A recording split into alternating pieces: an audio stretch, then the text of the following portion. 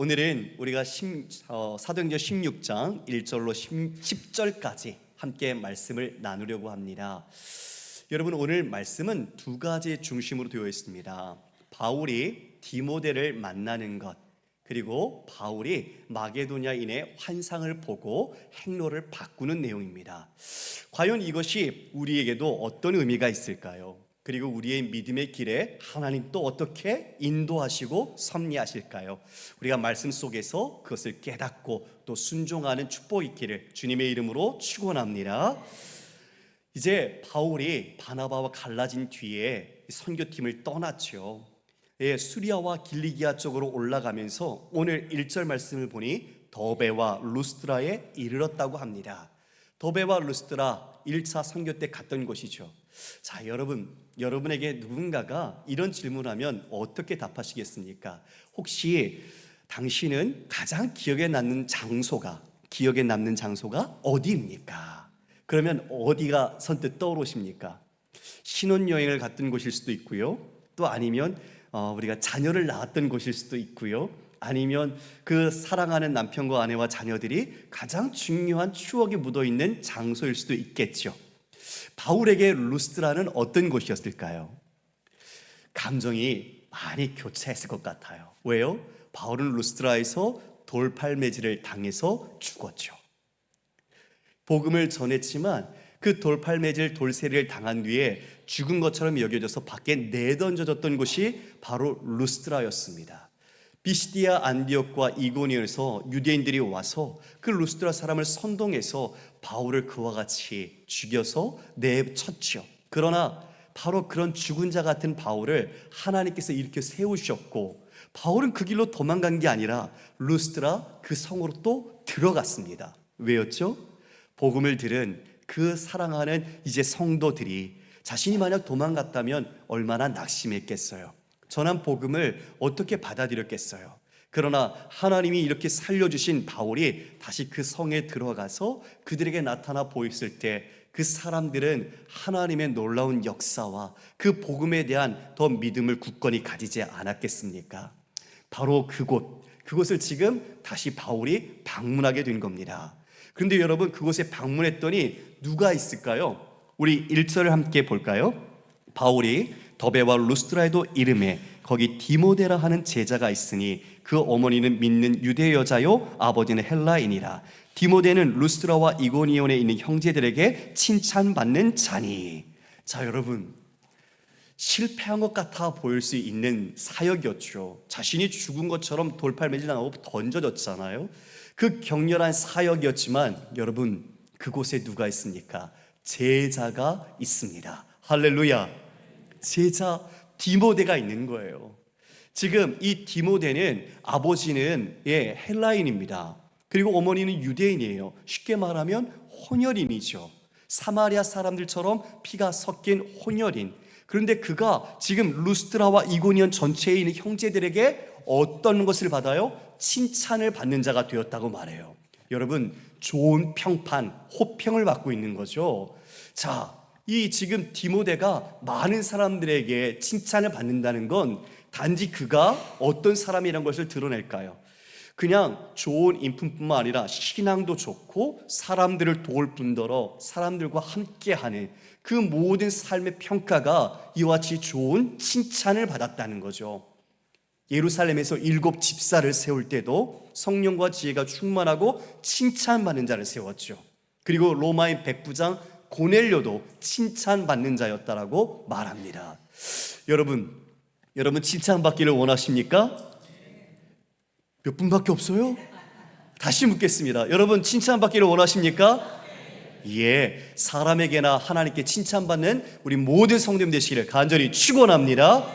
예, 맞아요. 칭찬을 받을 때 여러분, 관계가 좋아집니다. 칭찬은 그 말 하나의 단순한 표현이 아니라 그 사람 사이의 관계를 이야기해 주는 거죠.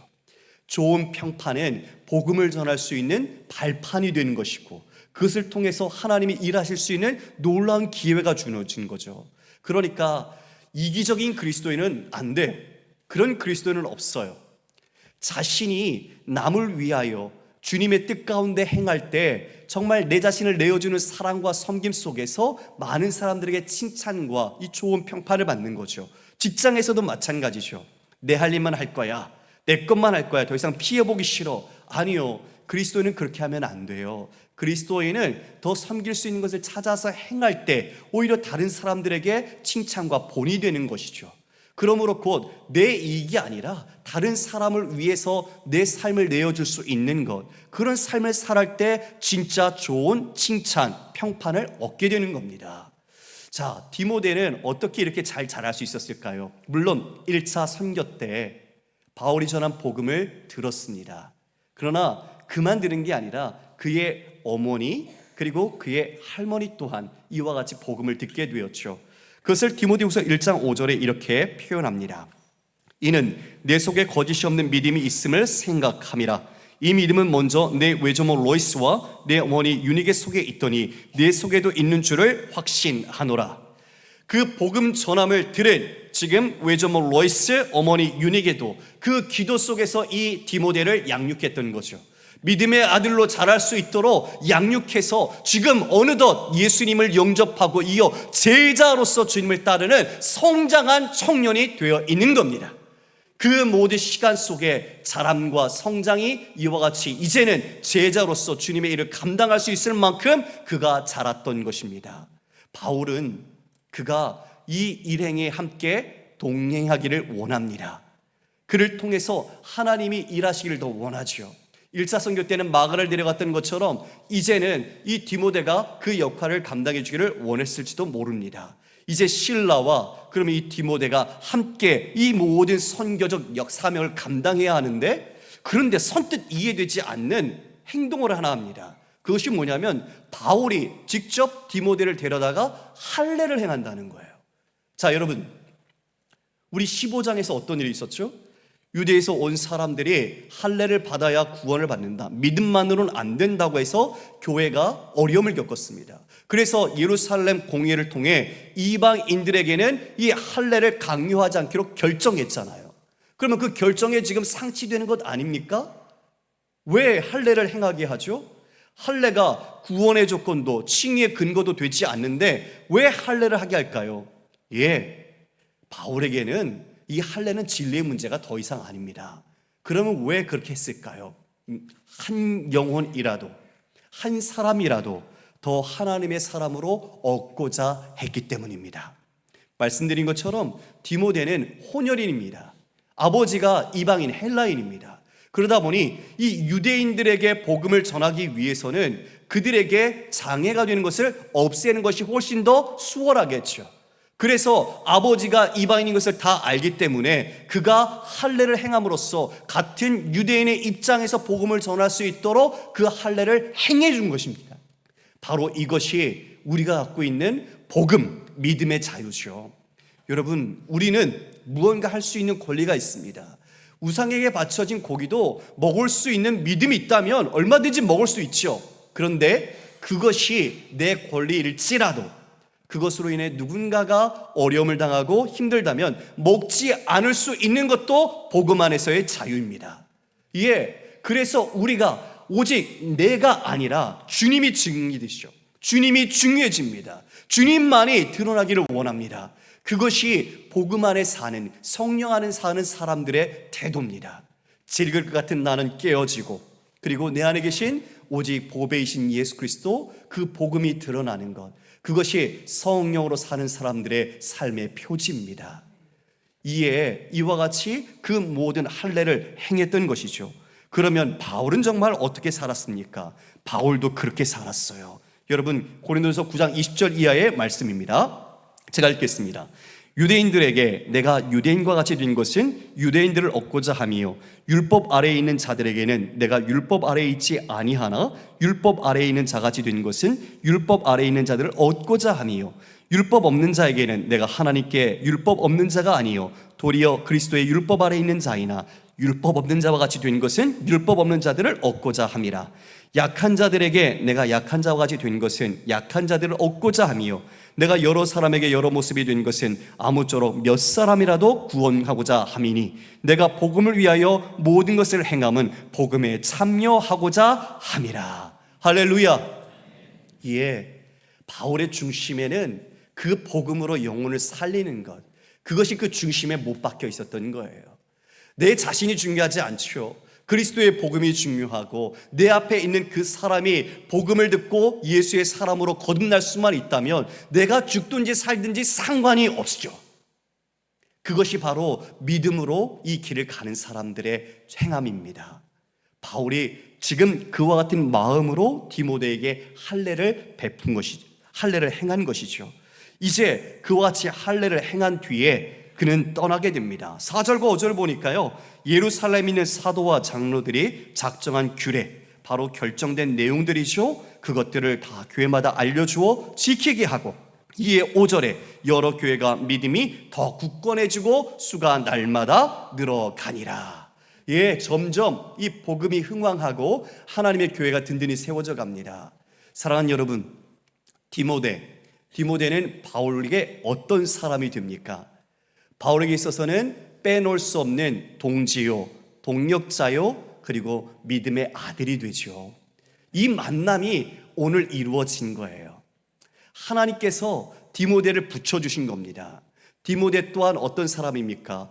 헬라어를 잘 쓸 수 있고 다문화를 경험하고 있고, 그리고 그는 이와 같이 이 이방 선교에 잘 퇴적화된 그러한 모습을 갖고 있는 사람이죠. 하나님이 지금 이와 같은 사람을 옆에 붙여주신 거죠. 신라도 마찬가지입니다. 자, 이와 같이 일이 형통하게 잘 진행됩니다. 그런데 반전이 일어나요. 6절에 나오는 마게도냐인의 환상에서부터는 하나님의 일을 하는데, 하나님의 복음을 전하는데 막힙니다. 여러분, 그런 경험하신 적 있습니까? 이거는 하나님이 기뻐하실 거야, 이건 하나님이 원하시는 일이니까. 그런데 우리가 그 일을 충성하려고 할 때 자꾸 그 일이 가로막히는 거예요. 그 일이 어려움을 겪는 거예요. 그래서 다른 길로 인도해 가시는 걸 우리도 경험하죠. 바울이 오늘 지금 그 마게도냐인의 환상 속에서 하나님의 그 섭리, 인도하심을 경험하게 됩니다. 자, 여러분, 사진, 지도 하나를 볼까요? 지도를 띄워주십시오. 이제 안디옥에서 떠나서 오른편의 중간에 있죠. 안디옥에서 다소로 가게 되고, 이제 그들이 이고니온 그쪽의 길을 지나서 올라갑니다. 바울이 복음을 전하려고 했던 곳은 아시아입니다. 아시아, 에베소에 있는 그 지역이죠. 지금의 터키 서부 지역입니다. 바울은 그쪽 아시아에서 복음을 전하려고 힘썼습니다. 그런데 성령께서 그 말씀을 전하는 것을 막으셨습니다. 그래서 어디로 갑니까? 예, 부르기아와 갈라디아 땅으로 갑니다. 부르기아와 갈라디아, 거기 보면 갈색깔로 지역이 표시되어 있죠. 그곳을 지나서 가게 되는 거예요. 그래서 도착한 곳은 무시아입니다. 그 지금 터키의 서북쪽에 있는 곳이죠. 맨 위쪽에 중앙에 보면 무시아라고 되어 있죠. 바로 그곳에 도착을 해서 바울은 이제 오른편에 있는 비두니아 지역에서 복음을 전하기를 원했습니다. 그것을 힘썼어요. 그런데 이번에는 예수의 영이 비두니아로 가지 못하도록 막습니다. 예수의 영이 허락하지 않아요. 2차례나 아시아로 갔을 때는 성령께서 막으시고, 지금은 무시아에서 비두니아로 가려고 하는데 예수의 영이 허락지 않으시죠. 성령, 예수의 영 모두가 같은 성령님입니다. 이와 같이 지금 이 모든 길이 막히는 거예요. 자, 사진을 내려드리겠습니다. 여러분, 복음 전하는 게 나쁜 겁니까? 아니잖아요. 복음 전하는 건 기쁜 일이잖아요. 그런데 이 일이 왜 막혔을까요? 여러분, 우리가 기억해야 할 것이 있습니다. 우리도 하나님을 섬길 때, 이건 정말 하나님 기뻐하실 거야 라고 하면서 우리가 선한 일을 행할 수 있죠. 그러나 우리가 생각한 최선의 길이 하나님이 우리에게 주시고자 하는 가장 최고의 길이 아닐 수 있다는 거예요. 하나님이 일의 전후와 일에 대하여 하나님의 경륜의 방법과 때가 있다는 거죠. 그것을 하나님이 원하시는 방향으로 인도해 가시는 것을 우리가 순종해야 한다는 겁니다. 그래서 우리가 자칫 실수하는 것이, 하나님의 일을 하는데 그 열심, 감정, 의지가 하나님의 뜻과 상관없이 흘러갈 때 우리는 그것이 우상인 줄 모르고 힘쓴다는 겁니다. 여러분, 바울이 사울의 이름으로 불렸던 때 하나님에 대한 열심이 있었지만 그의 행하는 모든 것들은 오히려 예수님을 대적하는 것이었죠. 이것처럼 우리 또한 하나님을 위하여 섬긴다, 힘쓴다고 하면서도 우리가 하나님의 뜻과 상관없이 내 감정과 내 생각에 사로잡혀서 우리가 어떤 일을 도모하고 있지 않은가 돌이켜봐야 합니다. 감정이 우상이 될 때가 있어요. 여러분 아시는 것처럼 사울 왕은 이 다윗을 평생 죽이려고 했습니다. 사울은 천천히요, 다윗은 만만이다. 그 말 한마디가 그의 중심에 박혔죠. 시기심이 이제는 그를, 다윗을 죽이려고 하는 마음으로 평생에 그를 붙들어 갔습니다. 그래서 올바른 길을 가지 못하고 분별력을 잃어버렸어요. 그래서 우리는 감정조차도 우리 자신이 하나님의 뜻에 합당한지 반드시 돌아봐야 합니다. 하나님이 막으신다, 이 길이 왜 이렇게 막히지 할 때 우리는 스탑하고 하나님께 기도해야죠. 말씀을 다시 돌아보며 내 중심이 하나님의 뜻에 부합한지 아니면 내 마음대로 가면서 하나님을 이끌어가려고 했는지를 우리는 점검해야 하는 것입니다. 하나님께서는 복음 전하는 걸 기뻐하시지만 하나님은 먼저 선되신, 가장 먼저 복음을 전하기를 원하시는 것이 있었어요. 바울은 그것을 지금 깨닫지 못하고 있습니다. 그래서 자신 나름대로 애쓰며 이와 같이 아시아로, 그 다음엔 비두니아로 행로를 옮기려고 했지만 지금 예수님의 영, 성령께서 막으셔서 그를 어디로 이끌어 가십니까? 여러분 보니까 8절에 무시아를 지나 드로아로 내려갔는데, 드로아에 가게 되었어요. 그 모든 안 돼 끊으시는 길에 그의 마지막 지금 종착점처럼 온 길이 바로 드로아였습니다. 드로아에서 드디어 위대한 환상을 하나 보게 되죠. 여러분, 베드로도 환상을 보았습니다. 베드로의 환상은 어떤 환상이었죠? 하늘에서 내 귀퉁이의 보자기에 묶여서 그 안에 부정한 짐승들이 있는 것, 그리고 음성이 있어서 그것을 잡아 먹으라 말씀을 들었죠. 그러나 이것은 부정한 음식이기에 먹을 수 없는 것이기에 먹을 수 없습니다 라고 말했지만 주님은 말씀하십니다. 내가 깨끗하게 한 것, 깨끗하다 한 것을 내가 속되다 하지 말라. 여러분, 그 환상은요, 베드로가 유대인에 갇혀서 복음을 전했던 그 모든 틀을 깨버리는 거였어요. 그래서 이방인들도 하나님께서 자신의 백성으로 삼으시고 그 구원의 은혜를 베푸시는구나라는 것을 알게 했던 놀라운 사건이었죠. 지금 이 마게도냐인의 환상도 바로 지금 바울에게 그와 같은 새로운 믿음의 지평을 열어줍니다. 자신이 원하는 길로 가려고 했던 그 계획들을 막아서 드로아에 보내셨는데, 드로아에서 밤에 한 환상을 보니 마게도냐인이 나타나서 우리를 건너와 도우라고 말하는 겁니다. 우리를 건너와 도우라 청하는 거죠. 여러분, 그 청하다란 단어가 파라갈레오입니다. 그 명사가 파라클레토스, 성령입니다. 보혜사. 하나님께서 우리를 돕기 위해서 보혜사 성령님을 보내주셨듯이 지금 그 마게도냐인의 환상을 통해서 바울이 돕는 자로서 가도록 하나님께서는 분명하게 보여주신 것이죠. 자신이 원하는 길을 가는 것도, 그 모든 목적도 어쩌면 하나님 뜻에 부합한 것 같지만 하나님께서는 바울보다 더 다른 계획, 하나님은 지금 마게도냐와 아가야와 로마까지 그 바울의 발걸음을 이끌어 하나님의 복음 전하기를 원하시는 것을 이처럼 막으셔서 큰 길을 이끌어 가신 겁니다. 이에 바울이 그 환상을 보고 어떻게 결정하게 됩니까? 여러분, 우리 10절을 함께 읽어볼까요? 시작. 바울이 그 환상을 보았을 때 우리가 곧 마게도냐로 떠나기를 힘쓰니 이는 하나님이 저 사람들에게 복음을 전하라고 우리를 부르신 줄로 인정함이로라. 예, 바울이요, 지금까지는 어쩌면 자기의 행로를 결정했어요, 스스로. 그런데 그 모든 것을 막으시고 이제 들어와서 이 환상을 통해서 깊이 깨닫게 되었죠. 저 마게도냐로 하나님이 우리를 불러 복음 전하기를 원하시는구나. 그것이 바로 여기에 인정함이로라고 말하고 있습니다. 여러분, 인정함이라는 이 단어가 쉰비바조라는 뜻인데요, 격렬한 논쟁 끝에 설득하다, 설득당하다는 뜻이에요. 격렬한 논쟁 끝에 설득당하다. 지금 바울이 하나님의 끊임없는 이 설득에 이제 인정한 겁니다. 이 쉰비바조가 인정하다, 즉 한 곳으로 방향을 모으다라는 그런 의미 속에서 이처럼 내가 길을 찾아 헤맸지만 하나님이 이 길을 가기로 나를 결정하시고 이 길로 인도하셨구나라는 확신을 가진 것, 바로 그게 인정이라는 단어입니다. 사랑하는 교회 여러분, 저는 이 마지막 절을 묵상하면서 좀 큰 은혜가 있었습니다. 우리는 믿음을 우리 자신의 의지나 내 열심으로 하나님 믿겠습니다 결단했다고 읽을 때가 있습니다. 그런데 인생의 뒤안길을 우리가 반추해 보면 그 모든 깨닫지 못한 자리에서부터 하나님은 사람을 통해, 사건을 통해, 그리고 하나님은 여러 가지 일을 통해서 우리를 설득해 오셨어요.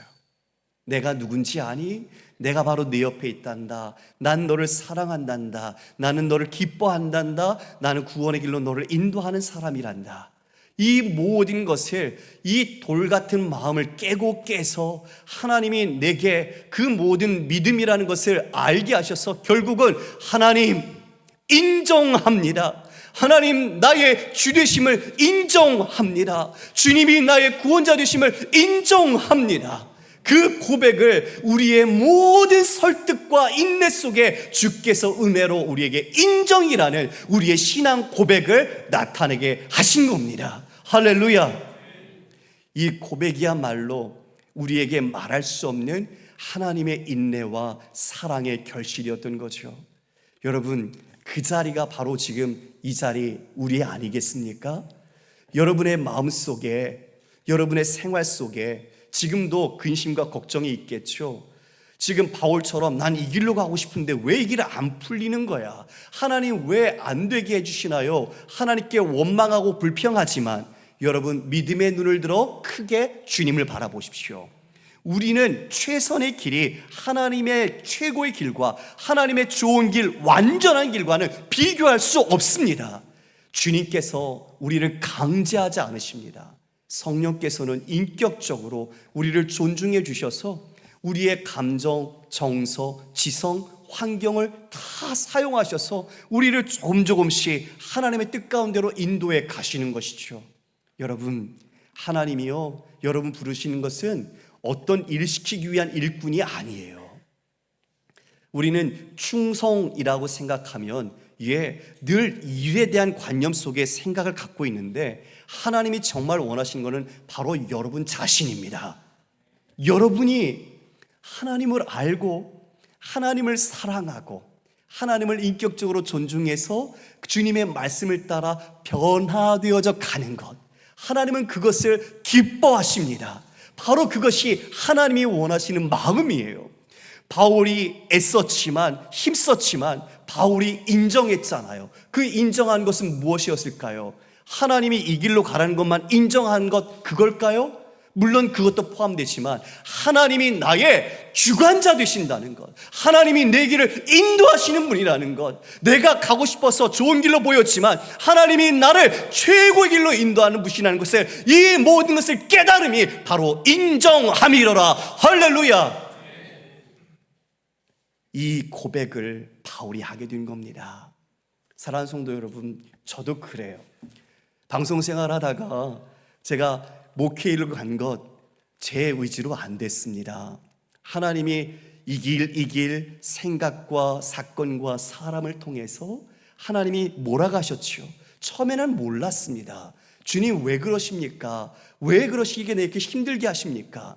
그런데 몰아가셔서 한 방향을 바꾸어 맞추신 것처럼 쉰비바주, 마지막에 제 입술의 고백에서 주님 순종하겠습니다, 주님 가겠습니다, 이 고백을 하게 하셨습니다. 우리 모두 그 길을 가는 성도 아니겠습니까?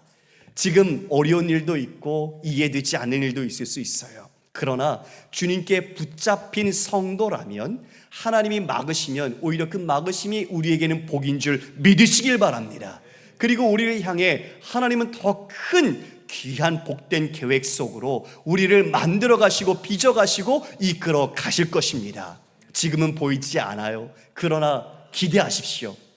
대망의 어느 날 우리의 인생을 다시 한번 뒤돌아보며 조우할 때, 그래서 하나님 그때 그 일을 허락하셨구나.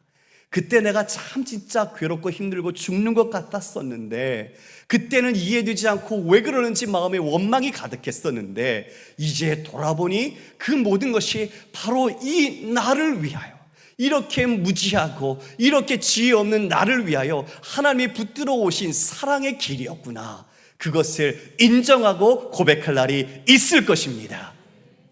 지금 이와 같이 인정이라는 말 속에 바울은 이제 그 마게도냐 유럽을 향하여 가게 됩니다. 바울의 생각 속에는 없었습니다. 그러나 이제 저 유럽을 향하여 하나님이 그 발걸음을 이끌어서 그 믿음의 지평을, 선교의 지평을 새롭게 열어가시는 거지요. 우리는 생각도 못한 것을 하나님은 꿈꾸시고 이루시고 여러분을 위해 인도해 가시는 것입니다. 그 신실하신 하나님을 믿으시기를 바랍니다. 자, 여러분, 오늘 또 하나의 놀라운 변화가 있습니다. 오늘 말씀을 보면요, 여러분, 우리 6절 이하에서는 주어가 그들이라고 나오는데요, 우리는 10절에 드디어 주어가 바뀌는 게 나와요. 6절에서는 그들이라고 나오죠. 자, 그런데 10절에서는 우리가 곧 마게도냐로 떠나기를 힘쓰니, 그리고 우리를 부르신 줄로 인정함이로라고 말합니다. 주어가 바뀌었습니다.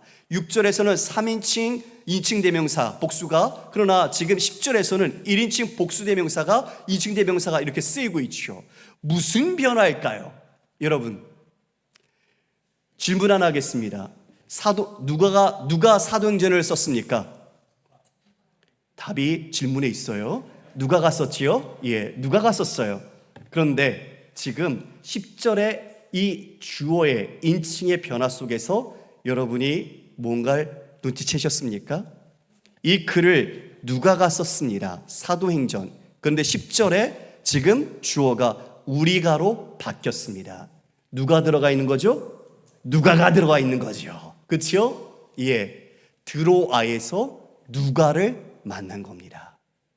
드로아에서 하나님께서 누가를 만나게 하셔서 그 누가와 함께 이 마게도냐인의 환상을 따라 유럽에 있는 원대한 선교를 함께 감당하게 되는 거죠. 여러분, 마지막 바울의 그 인생 끝까지 누가 동행했죠? 누가가 동행했습니다. 자신의 마지막 평생 직위인 누가를 이 드로아에서 하나님은 예비하고 계셨던 거예요. 바울은 병약했습니다. 자신의 육체에 가시가 있었다고 말하죠. 그런데 그가 선교하기 위해서 하나님은 의사인 누가를 딱 붙여주신 겁니다. 그래서 그가 선교할 수 있도록 하나님은 이미 의사 누가를 통해 보좌하고 준비할 수 있도록 행해 주신 거죠. 그리고 여러분, 디모데는 어떤 사람이죠? 바울의 믿음의 아들, 바울에 이어서 그 모든 교회를 다시 세울 수 있는, 동력하고 세워가는 차세대 목회자. 그래서 그 디모데후서가 마지막 유서, 바울의 유서처럼 쓴 서신 아닙니까? 우리는 한치 앞을 모릅니다. 어쩌면 답이 없는 인생처럼 갑니다. 그러나 우리는 그 길에서 답이신 주님을 만나게 됩니다.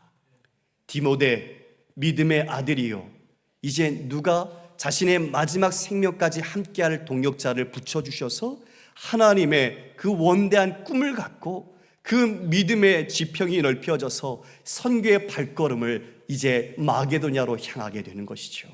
사랑하는 교회 여러분, 우리가 오늘 말씀 속에서 우리가 주님을 향한 인정함, 그 믿음과 끊임없는 하나님의 설득의 사랑을 우리가 한번 다시 확인합시다.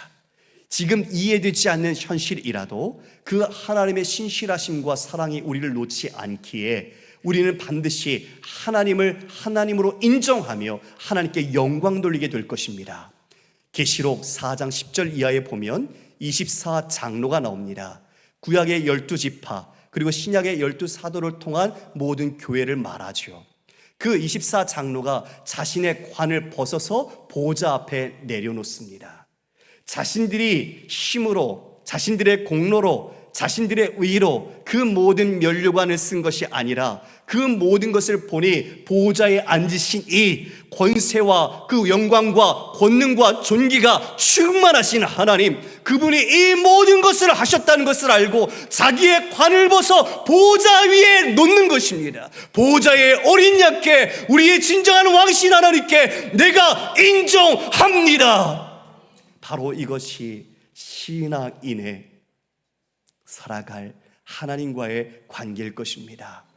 우리 모두가 오늘도 디모데와 또 누가 같이 우리 사이에 붙여주셨습니다.